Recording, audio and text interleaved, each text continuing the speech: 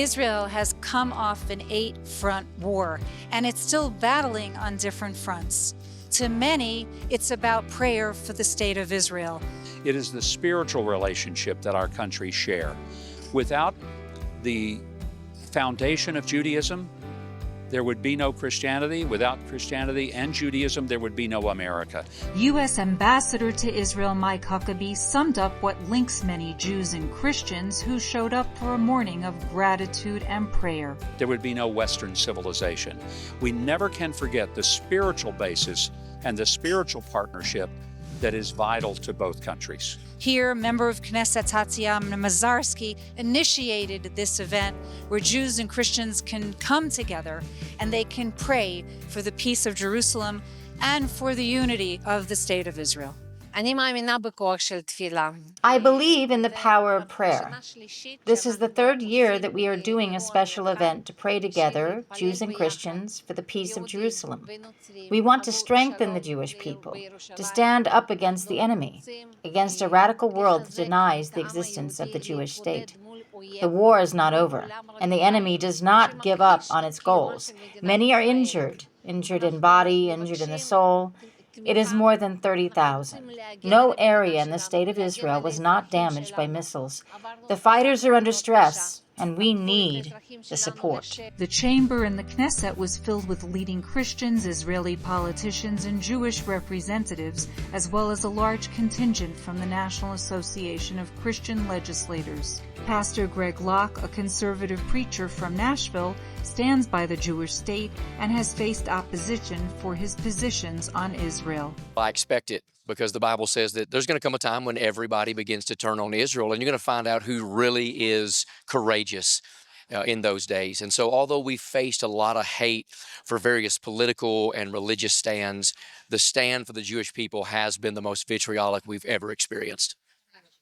I think just because of the ignorance a lot in the media and social media especially, and so people just automatically assume that Israel has committed a genocide, they're starving everybody, and so people get on TikTok or Instagram or Snapchat or whatever it is, and they automatically think, well, those people know exactly what they're talking about, but there's so much fake out there that people don't understand the real. Locke has returned to Israel multiple times since the war broke out. We've been 16 times in 18 months, and really all since the war broke out. And everybody's like, that's the worst time to go. And I said, no, it's the best time to go, because I just began to feel this drawing from the Lord. And so I knew this was the place I needed to be, because it's the only geographic spot on the planet that God says to specifically pray for. Preach in churches. I work with the Orthodox Jews on the Red Heifer program and a lot of various things. I travel with a lot of rabbis, which is strange for a pastor and rabbis to be such dear friends. A key voice at the prayer event was Hanania Naftali, who serves as a digital aide to Prime Minister Netanyahu, who spoke with the media line on the sidelines about the extent of hate against Israel and how he became vocal. I used to be a very shy person, but as soon as I joined the military and I realized that what's going on around us, that there are people that are misinformed, that there are people that want to spread more hatred against Israel, so I realized that we don't have the luxury of being silent. So the way that we can fight this modern-day anti-Semitism that comes in the disguise of anti-Zionism is to speak up.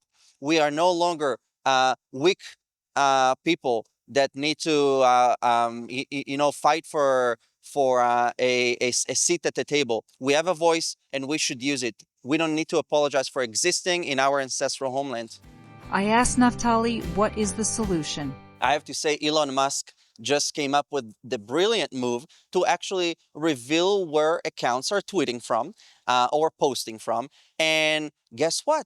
We discovered a lot of accounts that pretended to be, like, for example, Republicans against Trump or other other accounts, that all of a sudden we discovered that they're tweeting or posting from Bangladesh, from Nigeria, from South Asia, and they're all but Americans. So, but that's the good case scenario. The worst case scenarios are bots, foreign bots that are being used against Israel.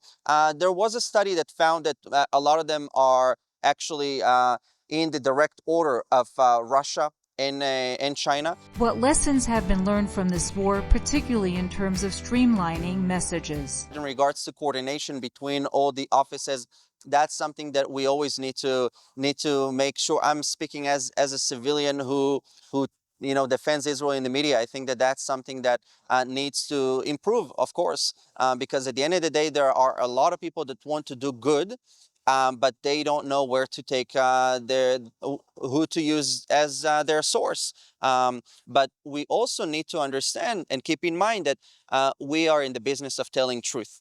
And sometimes it takes time to get the truth out. The Foreign Ministry's Deputy Minister Sharon Haskell, who addressed the Day of Prayer, spoke to the media line about the Muslim Brotherhood being designated a terrorist organization. Hamas is the Muslim Brotherhood. They've been banned. Its leadership have spewed it, trying to deny the 7th of October, victim blaming women and men who were tortured and raped by the hands of Hamas. I mean, this is just unimaginable that this is allowed to be spread in America of today as well. It's a serious threat. If that has torn off the mask of the danger, the real danger all around the world by those by those terrorist organizations and their goal, then I believe that in years from now, we will be living in a better place, a more stable, a more peaceful, a more tolerate. We truly had incredible miracles. And I think that those prayers gatherings here in Israel and all around the world, it really strengthened us. The man who has held prayer breakfasts around the world helped coordinate the Day of Prayer. I think it is a very significant initiative from Knesset member Tatiana Mazarsky. And it was very remarkable that we had the National Association of the Christian Lawmakers, 15 of them different legislators from United States level, and also 2 princes from Belgium who were from the family that hid hundreds of Jewish children during the Second World War. The theme is prayer. And sometimes people have lost hope in prayer. The numbers for prayer, when you look at the polls, isn't up there, God. So my question is, what is your message to those that have lost their sense of prayer? Well, prayer always works. And you can also see it through the testimonies of our hostages that were in tunnels. I remember in particular the man who said how he was talking to a crack in the ceiling. And then he was taken to another place, he was talking to a lamp in the ceiling. But then he was taken to the pitch black tunnels. And then he started talking to God.